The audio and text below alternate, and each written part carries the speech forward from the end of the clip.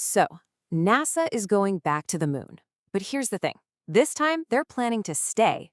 We're about to break down their incredibly ambitious blueprint, a step-by-step guide to building a permanent human base on another world. It all kicks off with this one single word, ignition. Now, when this was projected behind NASA's administrator, it meant a whole lot more than just a rocket launch.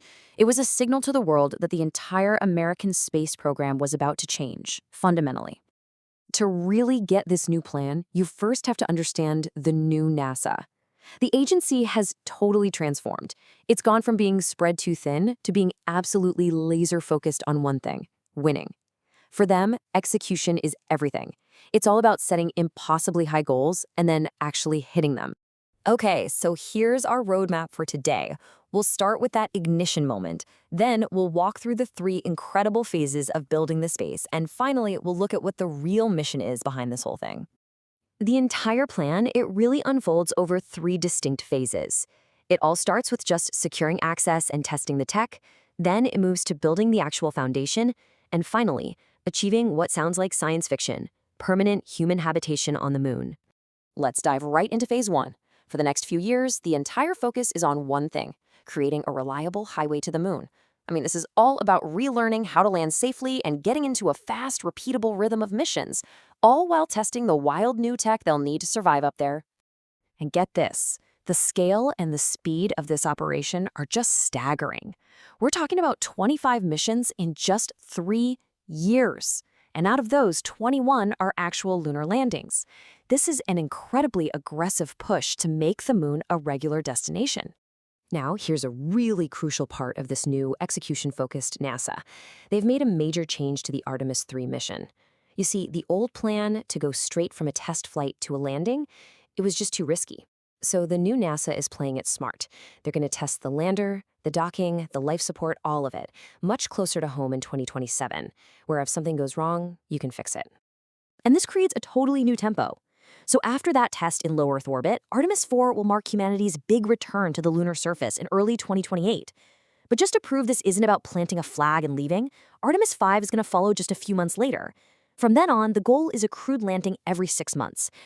Of course, landing is just one piece of the puzzle. The moon itself is an incredibly hostile place.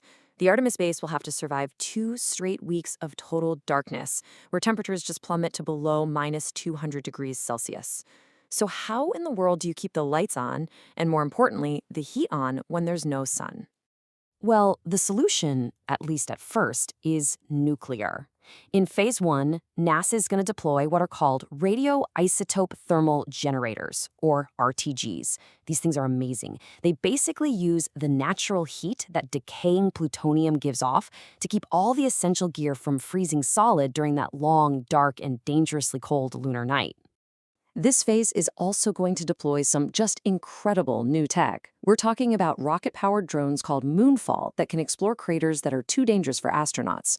We've got the Viper rover, basically a prospector searching for water ice, and new lunar rovers for the crew. And maybe best of all, a new satellite network that's going to give us a live, high-def video stream of everything. Okay, let's move on to phase 2. Between 2029 and 2032, the whole focus shifts dramatically. We're moving from just exploring the moon to actually building a permanent home there. This is the heavy construction phase. And you can see this evolution so clearly in the equipment they're sending. The rovers in phase 1, those were for science. In phase 2, it's all about the heavy machinery: excavators to move lunar rock, trenchers to lay down power cables, and something that is truly revolutionary. And that is the pressurized mobile habitat. It's being developed with JAXA and Toyota, and it's basically an apartment on wheels. This thing will let astronauts live inside for days at a time without a spacesuit, which just massively extends how far they can go and how much work they can get done. Now, to power all this new infrastructure, the energy systems have to level up too. They'll be deploying advanced solar panels on these really tall poles to catch as much sunlight as possible. But they'll be backed up by something even more powerful: actual nuclear fission reactors that can supply electricity to multiple systems at the same time. And all this work builds to phase 3, starting around 2033. This is it. This is where that science fiction dream of a permanently occupied moon base finally starts to become a reality. This is where we move in. The initial goal is to have a rotating crew of 4 astronauts living and working on the moon for up to 28 days at a time. They'll be living in these connected habitat modules, kind of like a surface version of the International Space Station, all powered by its own dedicated nuclear generator. But you know, the key to making this truly permanent is learning to live off the land. It's a concept they call in situ resource utilization, and it means harvesting water ice from craters, splitting that water into breathable air and rocket fuel, and even using moon dust to 3D print landing pads and buildings. Now, if all of this sounds almost impossible, you're not wrong. NASA is the first to admit how incredibly difficult this is all going to be. But that difficulty, that's exactly the point.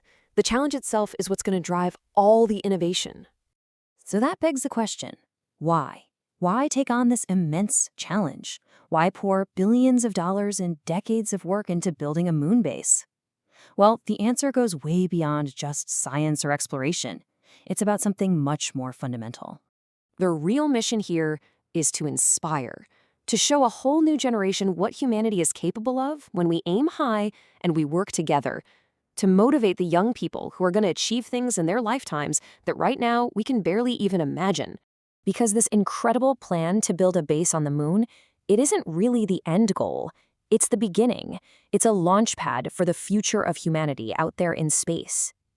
And the biggest question it leaves us with is this: what will the generation that's inspired by this achievement decide to build next?